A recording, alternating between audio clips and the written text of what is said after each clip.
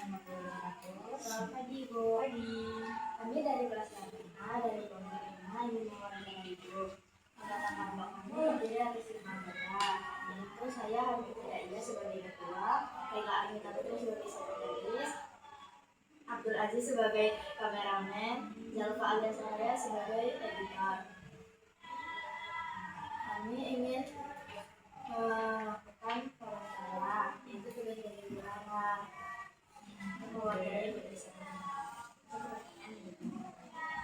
Apa fungsi dari ruang BK?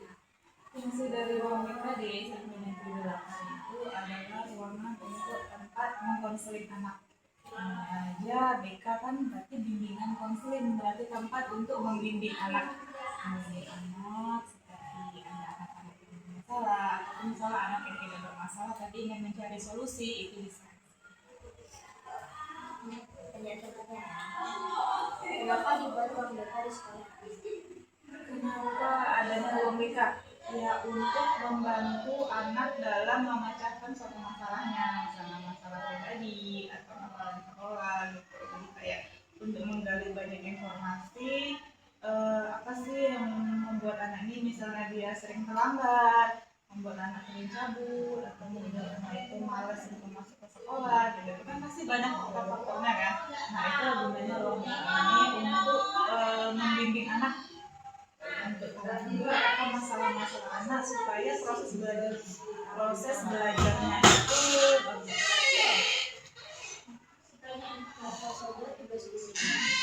Tugas guru BK itu banyak ya. Yang pertama itu mungkin ada masuk ke kelas ya, kita ngelakuin kayak bimbingan. Itu yang masuk ke kelas itu namanya bimbingan klasikal ya, karena hanya di satu kelas. Kalau misalnya ada kelas yang satu sama kelas yang satu lagi, itu namanya bimbingan antar lintas kelas. Jadi kita ada gabungan. Terus ada juga melakukan angket untuk mengetahui gaya belajar kalian itu gimana, karakter kalian itu tipe yang gimana, tipe anak yang galak, anak yang lembut, anak yang manja gitu. Itu ada yang dilakukan baru di kelas 7. Kalau mungkin kelas 8 atau 9 sekarang belum ya. Terus mungkin ya lebih ke basicnya sih memang lebih ke bimbingan ya, pasti banyak memanggil anak di ruangan ini untuk bimbingan. Selama ibu menjadi guru BK, apa masalah yang sulit dihadapi? Menghadapi anak yang yatim piatu atau yang bukan wali. Kenapa? Karena kalau yang yatim piatu itu kita berurusan dengan walinya.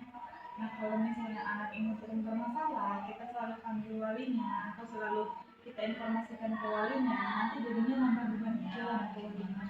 Jadi sebisa mungkin kalau bisa kita handle di sekolah, ya udah kita handle di sekolah aja. Kita nasihati gimana anak ini supaya tidak sampai kepada walinya. Dan anak yang broken home itu dia yang susah itu ketika dia tidak tinggal dengan salah satu orang tuanya. Misalnya dia tinggal sama neneknya, bibinya atau pamannya. Nah, ini kita bisa nih untuk berkomunikasi, karena orang tuanya yang perempuan sudah ada keluarga yang lain, orang tua yang laki-laki sudah ada keluarga yang lain. Jadi ketika kita komunikasikan, misalnya anak ini nggak datang ke sekolah, nah orang tuanya juga nggak tahu anaknya ini berangkat atau enggak gitu kan. Itu sih kendalanya yang susah. Apa masalah yang paling berat yang dialami? Sejauh ini selama ibu di SMP Negeri 8 yang paling berat itu nggak ada ya, masih bisa lah, masih bisa terkendali gitu, nggak yang berat-berat banget itu enggak. Jadi masih sekitar merokok, cabut, bolos.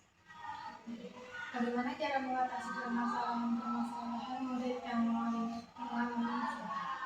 Tergantung masalahnya. Masalah itu apa? Misalnya kayak dia merokok. Nah, ini merokok ini dia di mana dan melanggar aturan nggak? Misalnya kalau anak SMP selama ibu di sini ya, itu pasti ibu kasih tahu 2 hal. Yang pertama itu tidak boleh merokok menggunakan baju sekolah, ya seragam tidak boleh. Yang kedua tidak boleh merokok di lingkungan sekolah. Kenapa? Karena itu akan menjadi tanggung jawab sekolah.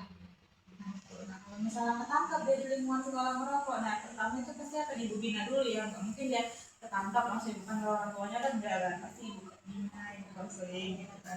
Nah, beberapa kali nanti ketika masih juga terjadi, apalagi dia membawa rokok, ketangkap membawa rokok, itu nanti ibu akan melakukan panggilan orang tua.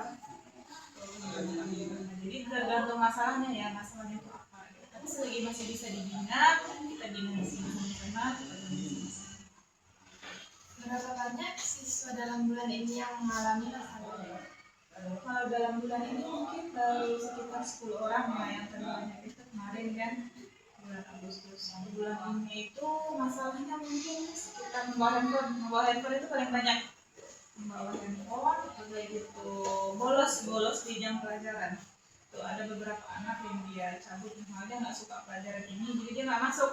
Tapi nanti pelajaran selanjutnya dia masuk lagi. Nah, sih masih dalam bulan ini. Apa masalah yang dialami siswa hingga siswa tersebut dikeluarkan dari sekolah? Sejauh ini kalau ibu guru BK-nya ya belum pernah untuk mengeluarkan anak gitu ya, dalam kasus pun mengeluarkan anak dari sekolah itu belum pernah ibu tanganin.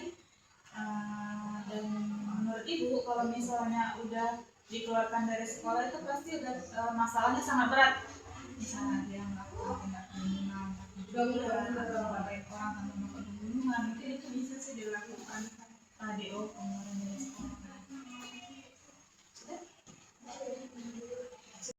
Terima kasih untuk pagi hari ini sudah bersedia untuk mewawancarai ibu. Ibu harap semoga laporannya sukses ya, berhasil, dapat nilai yang memuaskan, dan kedepannya jika ada kekurangan atau kesalahan semoga bisa lebih diperbaiki. Terima kasih. Iya, sama-sama. Oke, hati-hati.